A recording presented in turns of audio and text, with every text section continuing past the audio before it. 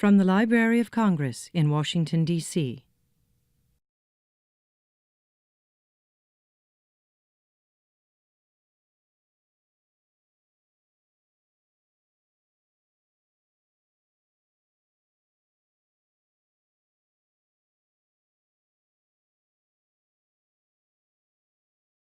Good afternoon, and welcome all to the African and Middle Eastern Division.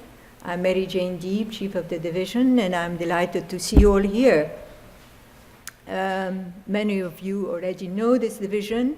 We're made up of 3 sections: the Hebraic section, the African section, and the Near East section.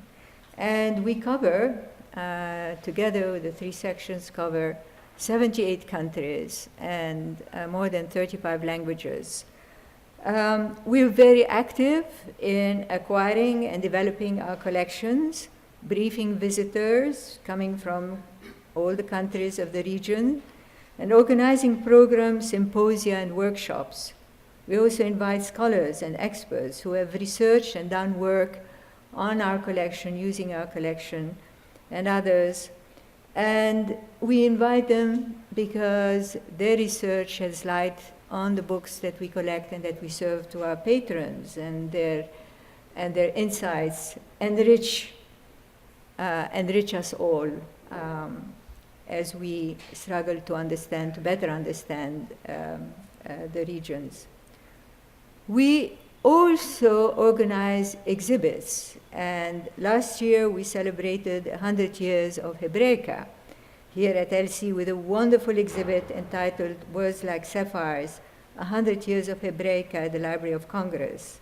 And this year we have a current exhibit, which I suggest you go and see if you haven't seen it already, on 1,000 Years of the Persian Book, which is on the other side of the building on the same floor. And we celebrate Heritage Months. In February, we celebrated Black History Month with 2 programs. In March, we celebrated Nowruz for the Persian-speaking world with the opening of the Persian book exhibit. And now in May, we're celebrating Jewish American Heritage Month.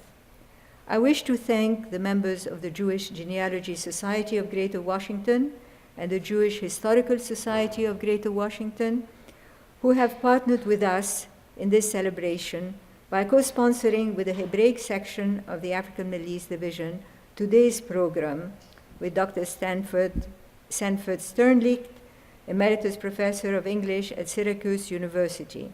And he will be talking about his book, The Tenement Saga, The Lower East Side and Early Jewish American Writers.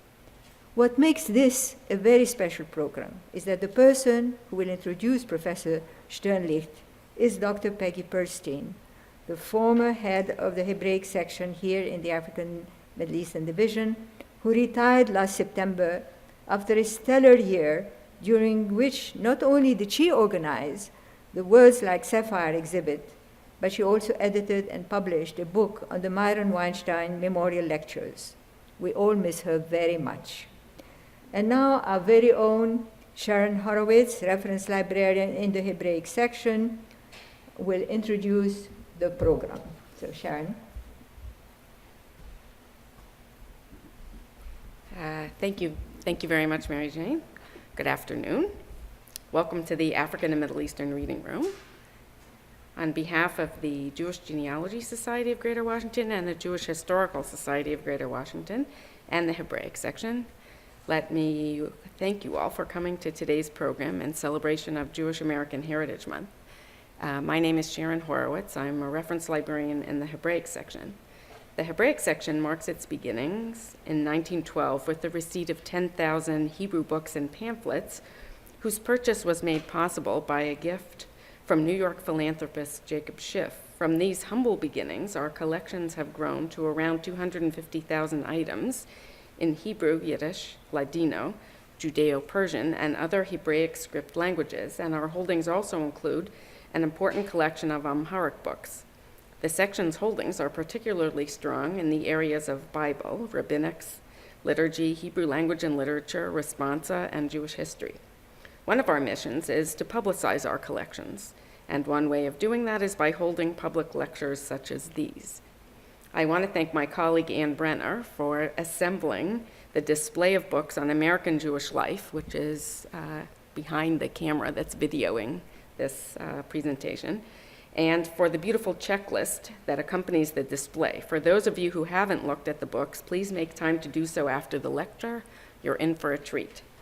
Now it is my pleasure to introduce Ms. Marlene Bischow, President of the Jewish Genealogy Society of Greater Washington, one of our co-sponsors, to say a few words about the society.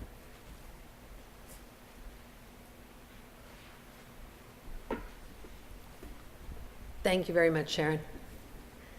Jewish American Heritage Month is an annual recognition and celebration of Jewish American achievements and contributions to the United States of America. It has been observed annually in the United States during the month of May since 2006. The Jewish Genealogy Society of Greater Washington is pleased to co-sponsor this lecture with the Jewish Historical Society of Greater Washington and the Hebraic Division. JGSGW, as we are known, was founded 34 years ago in 1980. Our members are primarily from DC, Maryland, and Virginia. And we have about 5% of our members who are from other parts of the United States, as well as internationally, including Singapore, Shanghai, and a number of other countries. We are members of the National Genealogical Society, the Federation of Genealogical Societies, and the International Association of Jewish Genealogical Societies. The focus of our society is genealogy education for our members and for the public in general. We achieve our goal through monthly meetings, workshops, and a quarterly journal, guest speakers, and other special events. We have a speakers bureau through which we meet requests for groups to have speakers on the subject of genealogy, and particularly on Jewish genealogy. Some of the members of our society have been involved in genealogical research for decades. I'm one of those, 58 years. Others are new and just beginning their research. Our programs complement the needs of all of our members, and we are very pleased to say that we have also sponsored programs in day schools and in synagogues where we hope to encourage other students and adults to become interested. We hope that you will enjoy Dr. Sternlicht's lecture. His observations and comments teach us so much about the world of our fathers, mothers, and grandparents. As I heard him speak about the world in which he grew up, I closed my eyes and saw a video on my mind's eye of my ancestors walking through those streets and living out their daily lives. The members of the Jewish Genealogy Society of Greater Washington hope that these vivid descriptions will take you back to a time when our Jewish ancestors began to live the American dream. Thank you.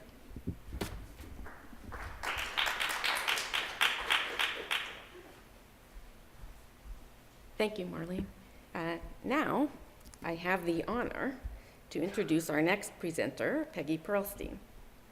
Peggy recently retired after 31 years of service at LC, all of them in the Hebraic section, the last 7 as head of the Hebraic section. Peggy holds a PhD from George Washington University and is the past president of the Research Archives and Special Collections Division of the Association of Jewish Libraries, and she is a past president of the Jewish Historical Society of Greater Washington. As you have heard, she edited the book, Perspectives on the Hebrew Book, the Myron M. Weinstein Memorial Lectures at the Library of Congress, and she curated the wonderful exhibition, Words Like Sapphires, 100 Years of Hebraic at the Library of Congress. And though the exhibit isn't up anymore, you can see it online. The since about the year 2000, the library has all their exhibits online. So you can still look at that, which is wonderful, a wonderful thing to be able to do. Before I turn the podium over, I must mention that this event is being videotaped for subsequent broadcasting. There will be a formal question and answer period after the lecture at which the audience is encouraged to ask questions and offer comments. But please be advised, your voice and image may be recorded and later broadcast as part of this event. By participating in the question and answer period, you are consenting to the library's possible reproduction and transmission of your remarks. And now, please join me in welcoming our former Hebraic section head, Dr. Peggy Pearlstein, to introduce today's speaker.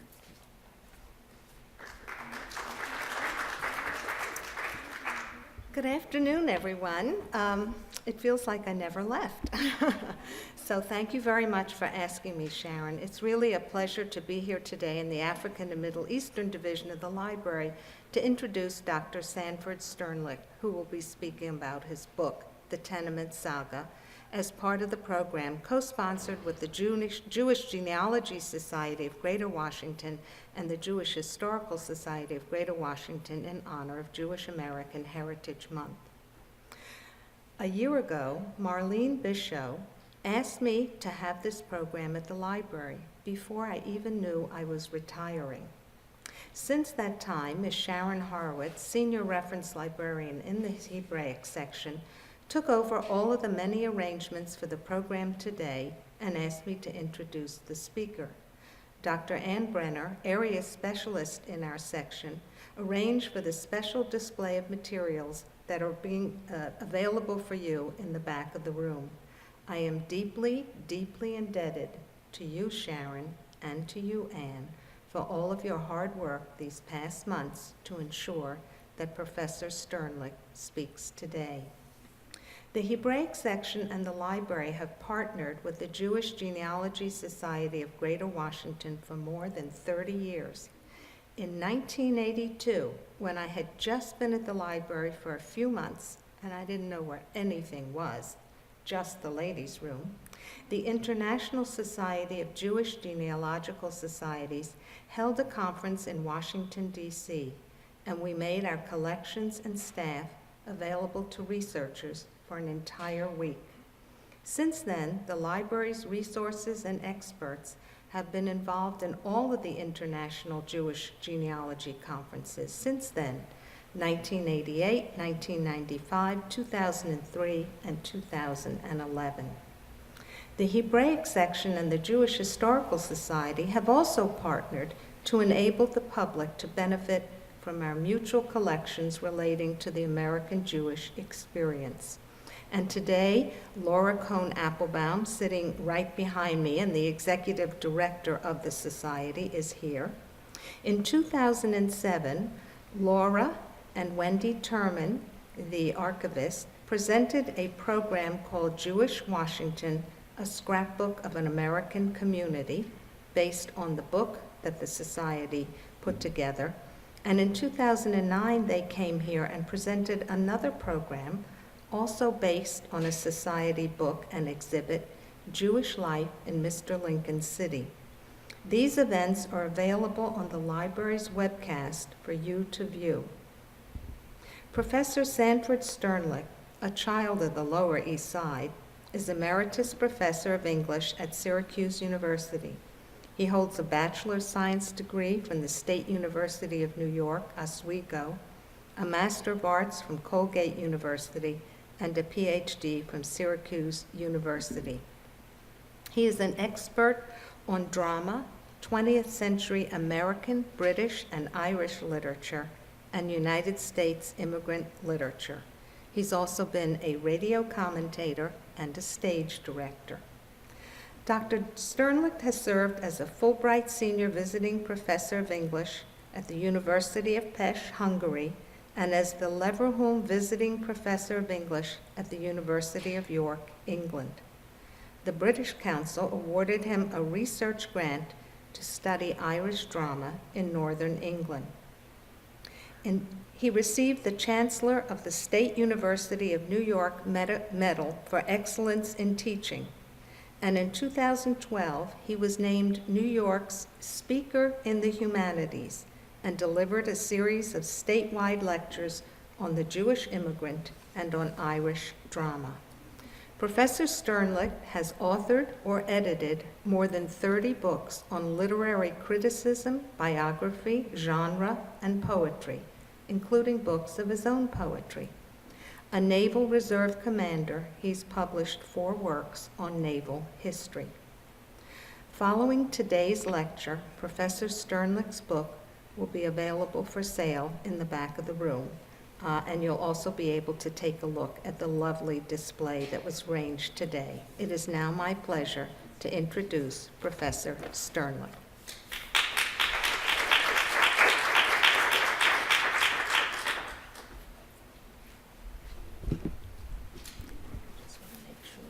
It's got to be high enough. Okay.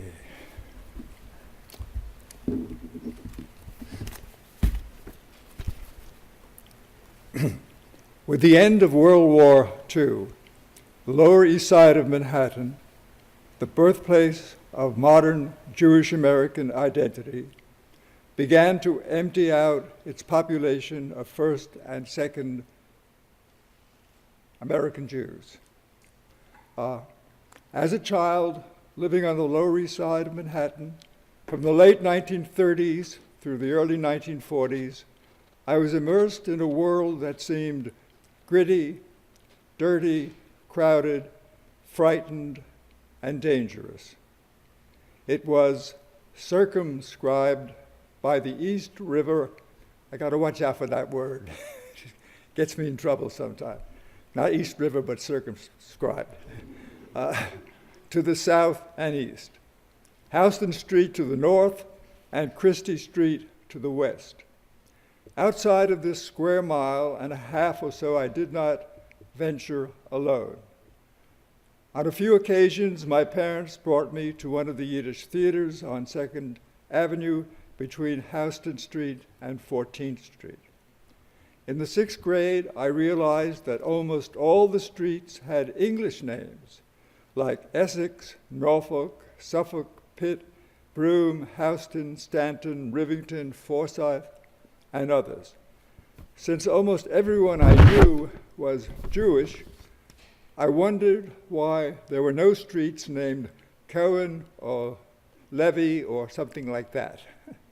A unit in New York City history in junior high school explained that the names were given by early 18th century landowners and merchants, or in the case of Madison, Monroe, and Jefferson Streets, early American presidents. Despite the preponderance of Jews living on the Lower East Side just before and during the early years of World War II, there were many Gentiles living among them: African Americans, Chinese, Irish, Italians, Poles, and Ukrainians. Where were the Americans? We school children had no doubt. We were the Americans. Our teachers in the then excellent New York City schools told us so. They taught us to be proud of American history. They instructed us in the correct usage of standard American English. They gave us the rudiments of mathematics, geography, and science. Their work was supplanted for me by the Educational Alliance, the great East Broadway settlement house, and by the Mecca of all of those who love the transformative magic of books, the Seward Park branch of the New York Public Library.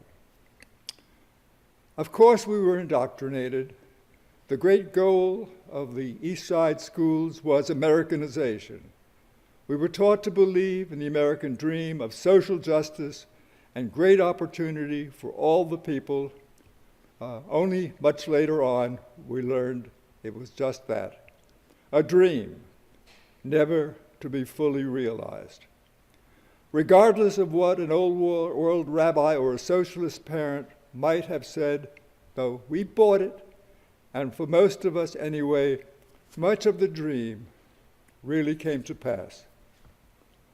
In the tenement flats, my family inhabited first on Madison Street and then on Henry Street, corner of Jefferson.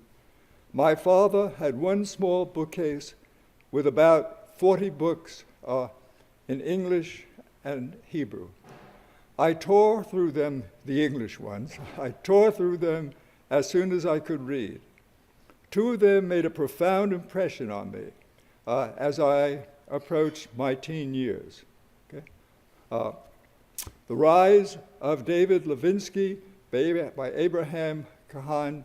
I'd like you to remember that book because it's one of the great, great early Jewish American novels. It's an English novel by also a person who founded the Daily Forward, a great Jewish writer and American. Abraham Cahan, The Rise of David Levinsky. And another book, Jews Without Money by Michael Gold, a classic, another great classic of Jewish American writing. The latter title perplexed me. I didn't know any Jews with money. Where were they? Huh? None that I could see on the East Side, certainly not my widowed grandmother who earned pennies plucking chickens, nor my laboring uncles, and certainly not my parents with their tiny candy and newspaper stand. The Cahan and Gold books were intriguing because they were about the people and the places and the streets I felt I knew and understood.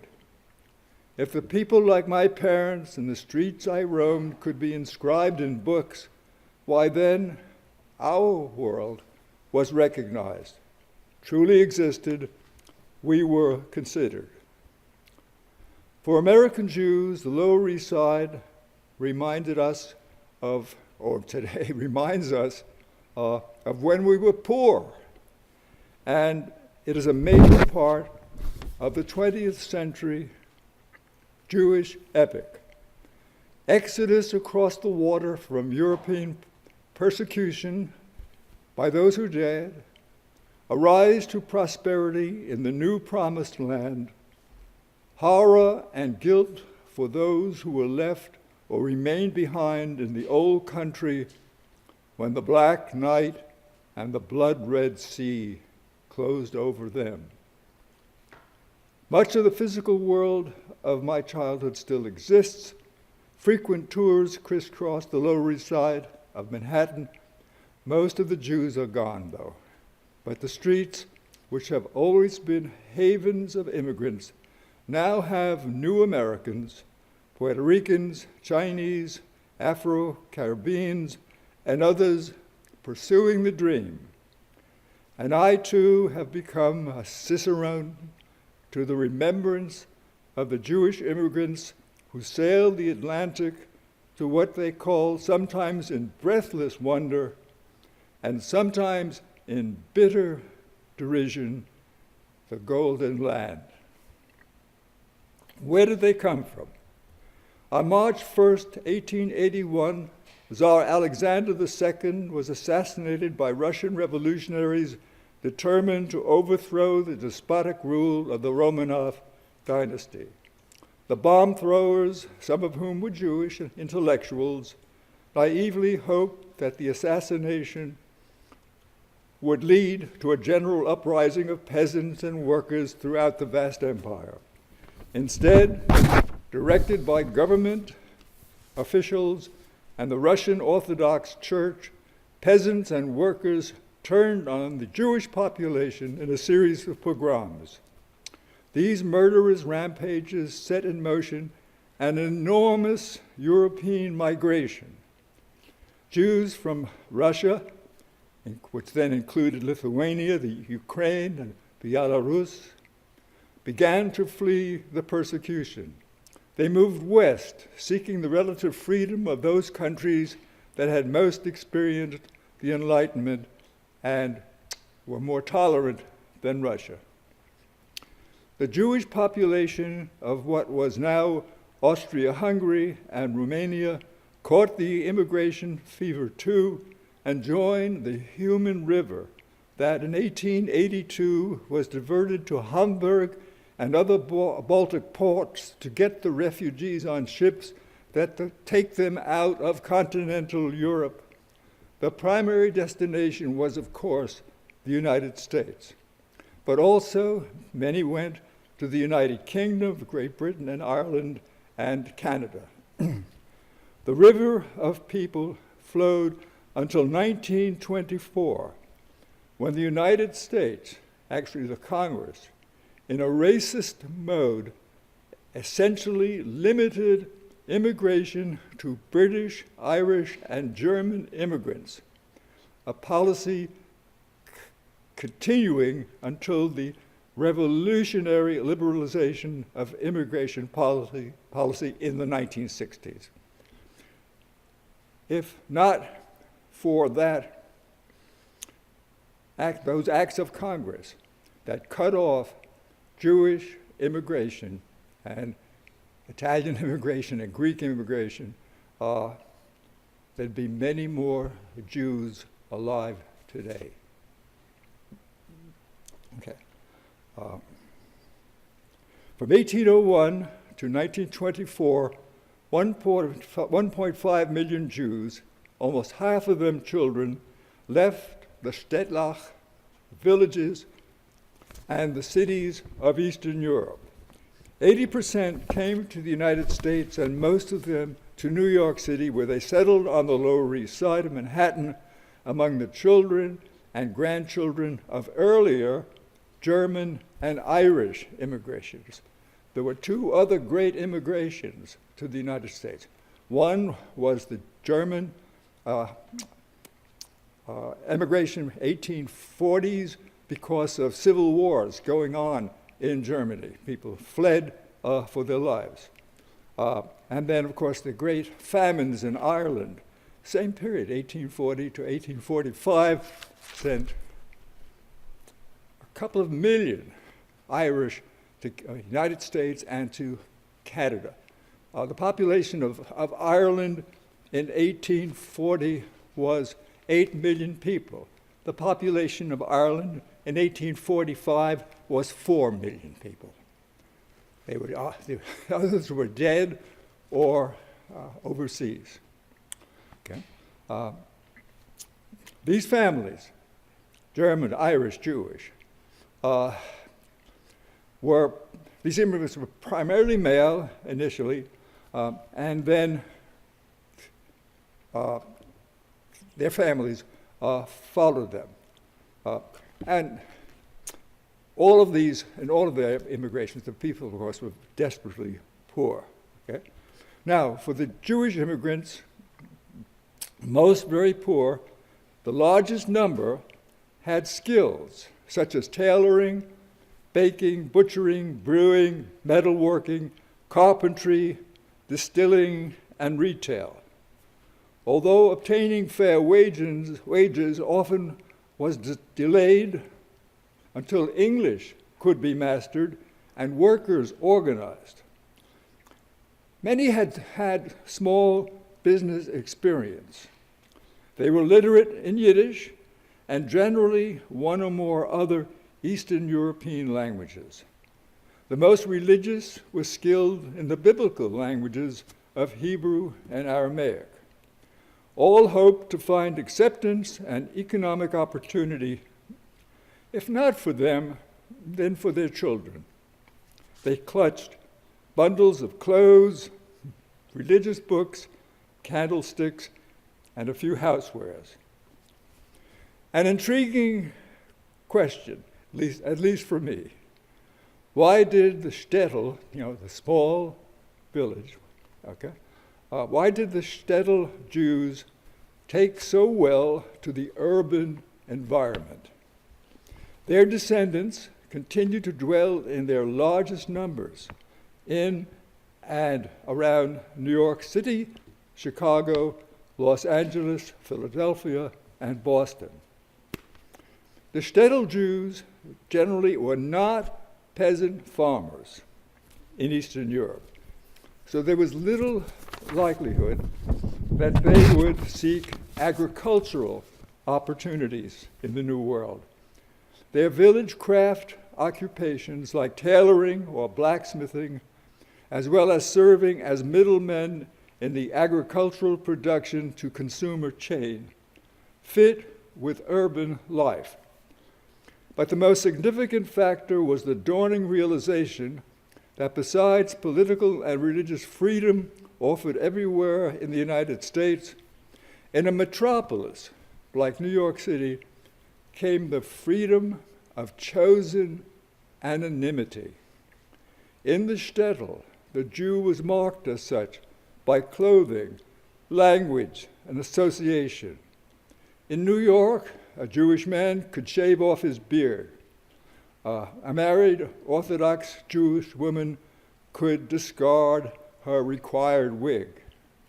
They could buy some American-style clothes, walk out of the ghetto, and be seen and treated as any other person just walking down the street. With skills in English, the possible transformation was complete. 1910 was the high tide of Jewish immigration to America. At that time, the greater Lower East Side housed more than 500,000 people in 2 square miles. It was then that the Lower East Side came to be known as the Jewish ghetto. The adjoining communities of Little Italy and Chinatown were minuscule in comparison to the Jewish community. The Lower East Side was always crowded. As the 20th century began, Jewish immigrants, having crossed the Atlantic in steerage, having endured the processing and the fear of rejection at Ellis Island, and having been dropped on the tip of Manhattan in the shadow of a forest of unbelievably high buildings, now walked into a virtual cauldron of people, a maze of streets, strewn with offal from slaughtered animals and garbage and horse manure. This is the horse and wagon period for transportation. There's a lot of horse dew in the city, which is collected regularly, put on carts, taken to the East River and dumped there in the river where the boys were swimming.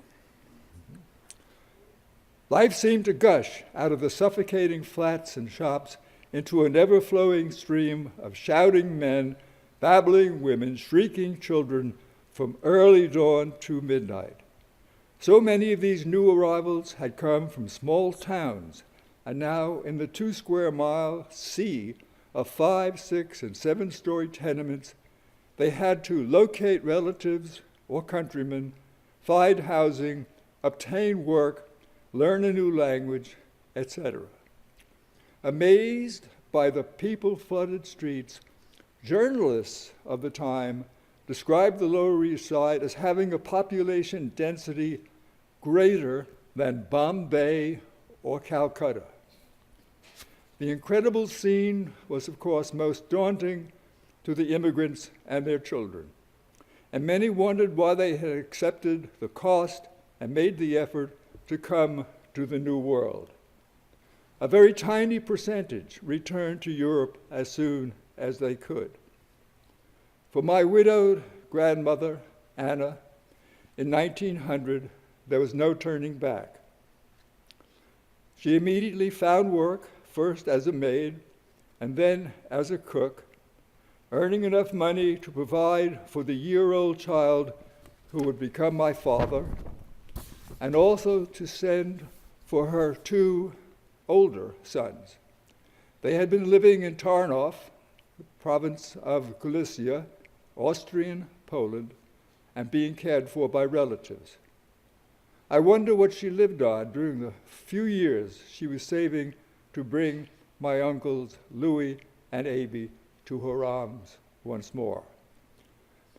Grandma Anna lived her entire American life successively in the 2 cold water tenement flats that she had. The first on Pitt Street, where large numbers of Jews from the Polish province of Galicia lived, and second, after her children had grown up, on Norfolk Street. An early childhood memory of mine is walking with my father east on Delancey Street to the live chicken market under the Williamsburg Bridge, turning north on Pitt Street and seeing my grandmother looking out on the street from her 3rd floor window, looking for us to come. Married and widowed a second time, she raised 5 children. Anna worked almost her entire 80 years. Her last job was plucking and singeing chicken feathers off newly slaughtered birds for a few pennies each. The immigrant woman and the family.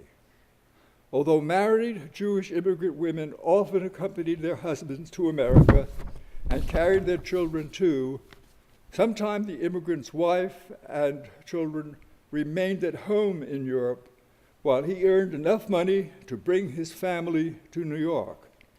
This time was the only time she was not subject to continued pregnancies, for the immigrant mother very often had more children than she could reasonably handle.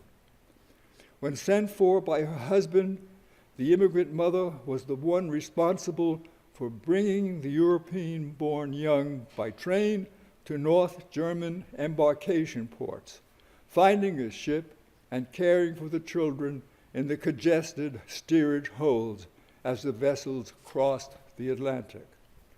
Once settled on the Lower East Side, the immigrant mother's duties were many and exhausting. Besides taking care of her children, bearing more, cooking, cleaning, washing clothes by hand, caring for the ill, administering to the family business matters, which could include serving boarders living in the flats, she might be expected to do piecework at home for the garment industry of the Lower East Side. A male worker in the industry, the garment industry, found it almost impossible to earn enough annually to care for a large family. As the work was seasonal as well as low-paying, generally it took 2 or 3 wage earners to keep a family fed and from eviction. The family might have to put young children to work. And certainly, as children reached school leaving age, that was 14 in the 1920s, they were sent out to find employment in the factories and the shops. You all know about the Triangle Shirtwaist Factory fire. Both my parents went to work at 14. My mother found work in a bookbindery.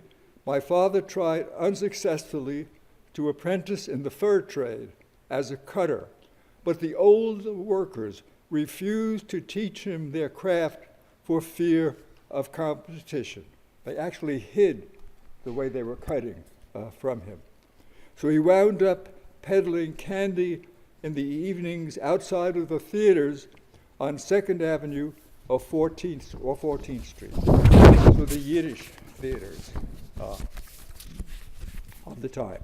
Single young women, like my mother, working in factories, soon made enough money that they could exert some degree of independence if they were strong enough to do battle with the patriarchal familial values.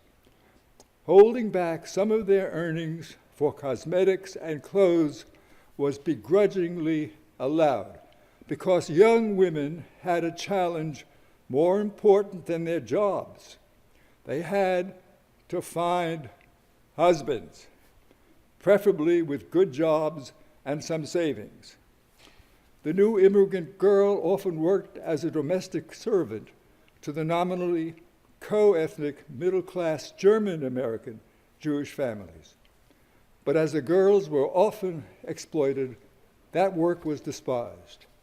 With some command of English and some developing skills like machine sewing, a young woman could quickly move into the industrial workforce for much higher wages and some prestige. Although any single young woman could see how marriage and childbearing brought progressive disempowerment, the social pressure to marry and have children drove them into the very domestic service in their marriage home that they had tried to avoid in the workplace. The profession of marriage broker, the name in Yiddish is a shotgun. As a child, I thought it was shotgun, and I think there was a kind of connection, really, between it. Was a lucrative one on the Jewish East Side. A female cousin of mine, who had reached the spinsterhood age of the mid or late 20s and was matched sight unseen with a wealthy, older Jewish man living in South America. She was pretty and well-liked, especially by us children. My mother felt sorry for her, as the groom, as seen in a photo, was short, stocky, bald, older, and not handsome. The marriage was a fabulous success, producing happiness for both parties and several talented children. Go figure, okay? The power of the single young woman to hold her pay in her own hands was much feared by parents and resented by the patriarchal community. Censure took the form of preaching against the dangers of vanity, self-indulgence, and sexual freedom by rabbis and newspapers like the Horowitz, and was generally ignored by the young Jewish women. Young women and young men both gained power within the family when they went to school in New York City. They learned English faster and better than their parents. Married immigrant women learned the new language last of all in the family. They were so homebound that they just didn't have the opportunity to learn. The school children taught them, though. Their own children taught them the language. And teaching, of course, gives a person a degree, children, of power. Single men had less leeway, especially the firstborn son. He had to continue to help support the family until he married, which was also a Jewish duty. But as marriage was only possible with some financial independence, it often came very late for men. Commonly, men in their late 30s married young women in their late teens or early 20s.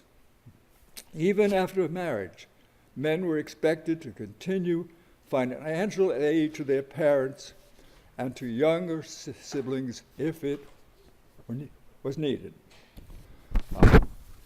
Almost all immigrant households at one time or another accommodated boarders. From my earliest childhood memory to the age of 11, another adult lived with my family. In our case, they were relatives who needed care and or housing. My mother's mother, Grandma Bella, an invalid, lived with us and was cared for by both my parents until she died, broken from more than 20 years of labor as a tenement janitor. She had been a young widow with 3 children. Her husband had died, Taylor, had died of tuberculosis. She had no marketable skills, and all she could do to earn a living was clean hall toilets, wash floors, empty trash cans, and pull ashes from a furnace. She succumbed at age 59. I have a memory, very sad memory from childhood. My grandmother, Tanta Bella, living with us by means of my father taking a section of our living room and encompassing it with portable curtains, or kind of thing you would see in a hospital or a doctor's office, so that she had some privacy there. And that's where she slept. And then once a week, my mother, who was, of course, taking care of her mother, would go there and undress her mother, put a sheet over her, and then open the curtains. And my father would go and lift this old woman up, taking her to the bathtub, putting her in the bathtub, and then my mother would go and wash her mother and put a sheet over her, dry her and put the sheet over there, and my father would come and carry the woman back. And that's how she ended her life, at age 59. As soon as Grandma Bella died, her younger son, my Uncle Charlie, moved in with us. We had always had a 2-bedroom flat to sleep 5 to 6 people. Often, Charlie had no other place to live. He came in his late teens, stayed with us as my roommate to the age of 21, when he was drafted into the Army in 1941. Some of you may not know that the draft preceded Pearl Harbor, that we were already gearing up for war. Okay? Drafted, trained, and was severely wounded in battle in New Guinea in a campaign run by Douglas MacArthur, the first American campaign against the Japanese. After the war, he returned to live with us until his marriage. My mother fed, cleaned, and cared for all uncomplainingly, and helped at the candy stand too. Work. Male immigrants who had no urban work skills, who spoke no English, joined the workforce at the lowest levels. Some single men became pack peddlers who purchased at wholesale prices dry goods, nostrums, trinkets, and patent medicines for all ailments, bought them wholesale on Division Street, and then walked the backyards of the tenements, calling out their wares to housewives who would invite them to their flat if they desired a small purchase. These men needed very little capital to start their minuscule businesses. And then also there were the rag and old clothes buyers who also worked the yards to buy worn garments that they would sell to the rag merchants, again, on Division Street. These are generally old Jewish men. They're in the yards. The clotheslines are above them, and they're calling out, "I cash clothes, I cash clothes." And then a woman open up a window and throw some money out, or say, "Come on up, and we'll sell some clothes."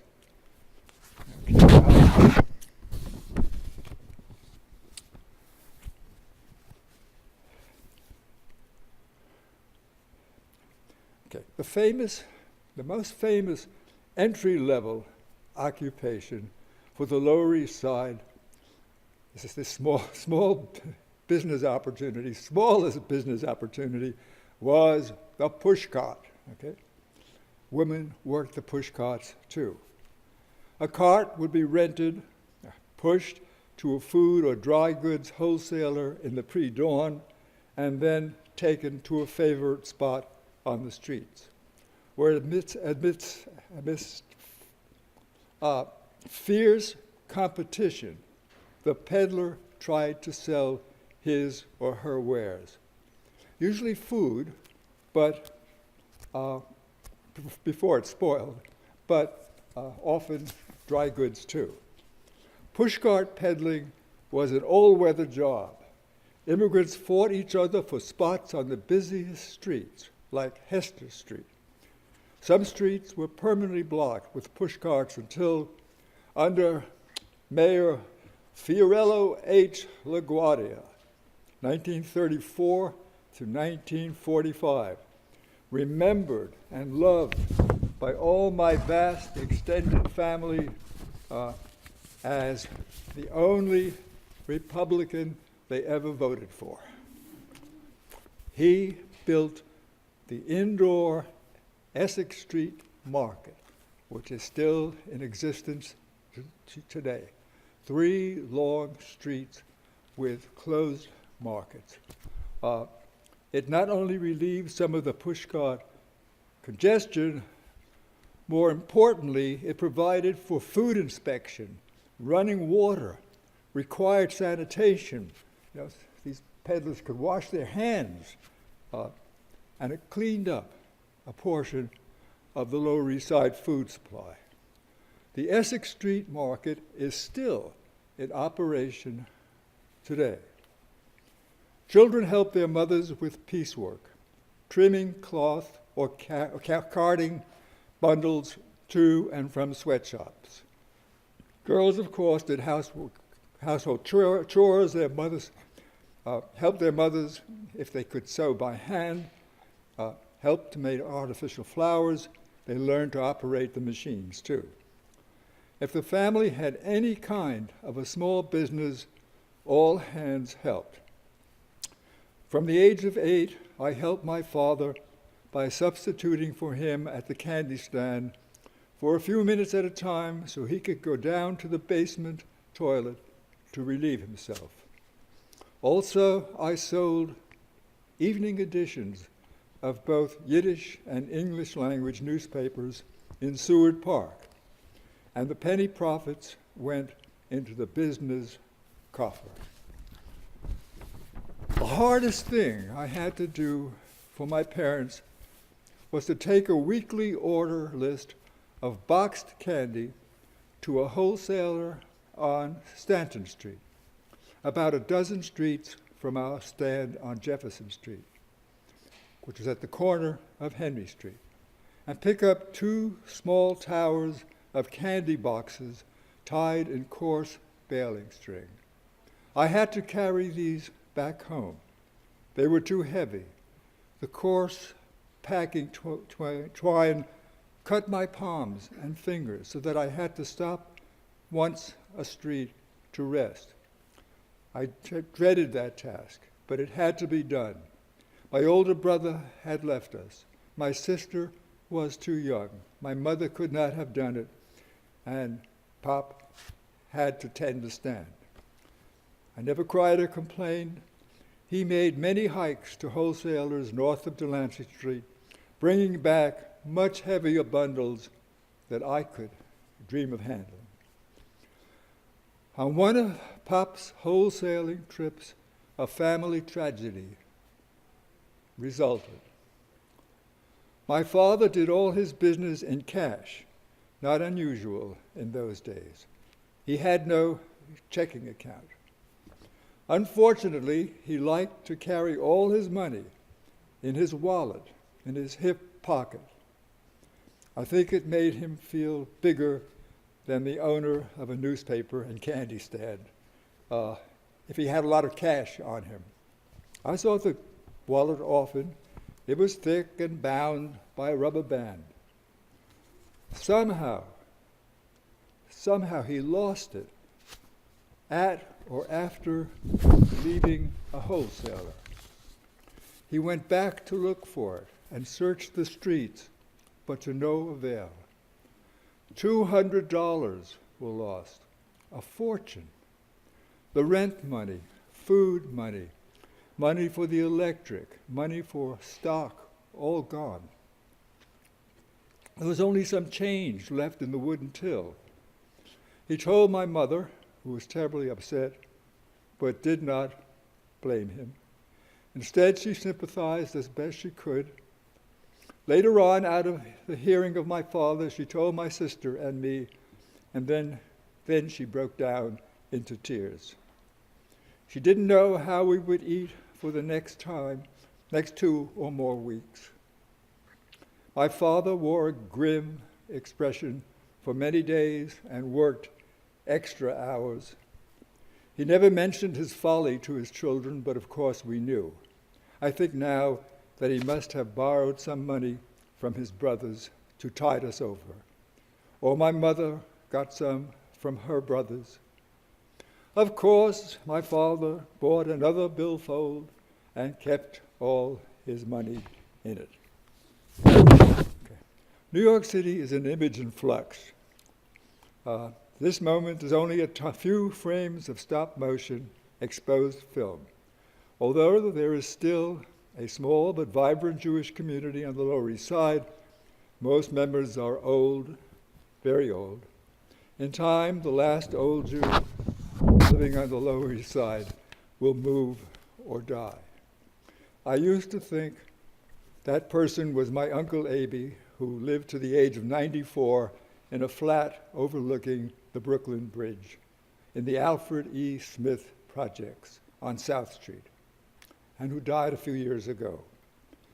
But when I walk the streets of my old neighborhood, I sometimes see or feel for the past lives and those who have left. But I can still see Grandma Anna looking out of her window, watching for my father and me as we crossed Delancey Street, past the chicken market, on our way to visit her. Her tenement still stands. As far as I'm concerned, it's her monument. Thank you.